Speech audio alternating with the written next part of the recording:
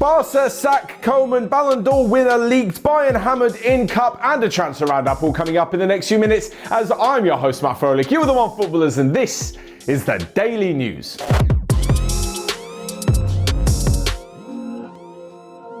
First off, and it's the news that Barcelona fans, well, they would have been expecting to wake up to for the last few weeks or so, and that is that Ronaldo Koeman has finally been sacked by the club. After a poor run of form which saw 3 defeats in the last 4, including an El Clasico defeat at the weekend, the Dutchman has finally been relieved of his duties. In all honesty, nobody could say that they didn't see this coming. There has been so much talk about the potential replacement in charge, and I think that's kind of what's been holding back the club from firing him in the first place. The fact that they're completely unsure as to who's going to take over and when they can actually take over. But at the moment, it looks as though Xavi is the front runner. It looks as though for the moment, Barcelona B coach Imago will take over the reins, but obviously they're looking for a more solid replacement. And like I mentioned with Xavi, it's either him or Marcelo Gallardo who are the two reported names in the frame. Of course, when it comes to bringing Xavi back from Qatar, they'll be able to pull on his heartstrings about being a former legend at the club, and I'm sure he'll want to take them over as well. But is that really going to sort any problems? Like, I know Xavi's going to be able to instill the Barcelona sort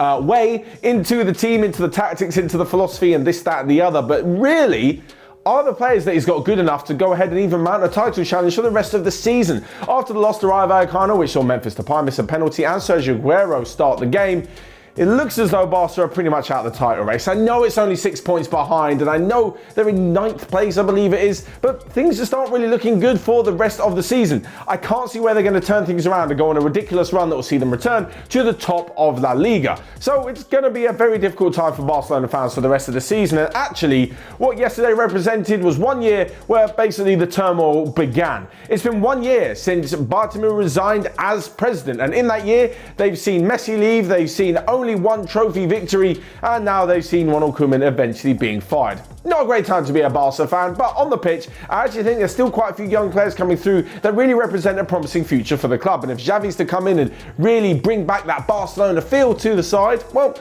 just maybe they'll be a success in the next few years after all. In fact, if it's not Xavi, well, I've got a list of a few others who it could be, which you can check out right here. That's 5 Barcelona coaches. Xavi is one of them. 4 others, well, I've just sort of looked around and thought about who may be good for the job. Next up then, and to what is always the most talked about event in the footballing calendar. Forget the Champions League final. This is the Ballon d'Or ceremony. Anyway, it just doesn't happen for another 4 weeks or so, but of course, as always, some sort of list gets leaked. We always have a joke about this in the OneFootball offices that, it's going to be leaked now, it's going to be leaked today before, 2 days before, this is a whole month before. And apparently, as we've seen on Twitter with a couple of screenshots of someone looks like on Snapchat taking a picture of the final list of who's going to win, it looks as though Robert Lewandowski is taking home the prize. And that isn't really a surprise to anybody. The Bayern Munich striker scores a ridiculous amount of goals, won a couple of trophies last season, and no one would really begrudge him winning the title after it was cancelled last year in a year where he definitely would have deserved it.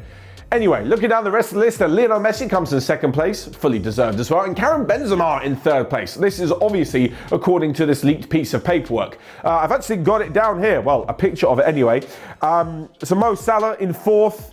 You've got Jorginho in 5th, Kylian Mbappe, N'Golo Kante, Haaland, Cristiano Ronaldo in 9th, and Kevin De Bruyne seeing out the top 10. Once you get to that kind of number, I don't really think too many people care about who's coming in 9th or 10th. But yeah, in 1st spot, Robert Lewandowski.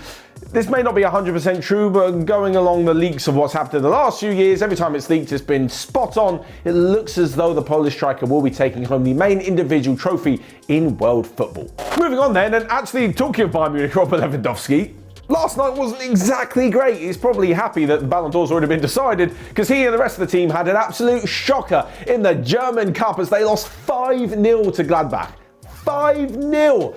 Not exactly the greatest result when they were looking to build up some form recently in the Bundesliga, but there you have it. Julian Nagelsmann actually has COVID and wasn't on the sideline for last night. And is that really a good enough excuse? I don't think so. I just feel like Bayern were completely out of it. Mistake after mistake after mistake, and they found themselves 3-0 down after just 21 minutes.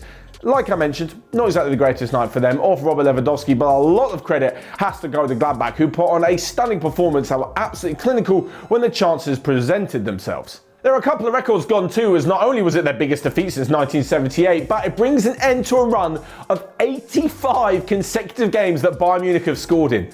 85 games in a row, they have found the back of the net at least once. Until last night. That was an astonishing record. I think it is a world record, and it'll be very, very difficult for any team to even come close to that. But on top of this, and talking about a few records, they weren't the only major team to be knocked out of a cup competition last night, as Manchester City bowed out of the Carabao Cup for the first time since 2016.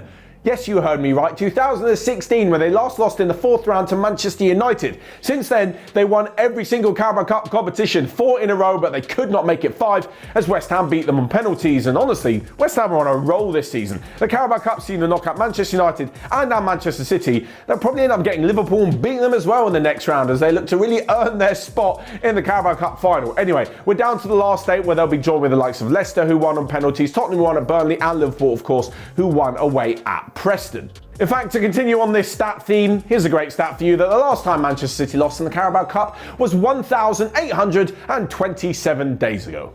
Moving on then to a quick round up of the rest of the day's news that you might have missed. There's some fantastic news coming out of Newcastle that the fan who suffered a heart attack in the game against Tottenham has been discharged from hospital and is recovering at home. So that is some fantastic news. Elsewhere in the transfer rumour mill keeps spinning, at Liverpool have reportedly joined Manchester United. They're being interested in Leeds United's Calvin Phillips.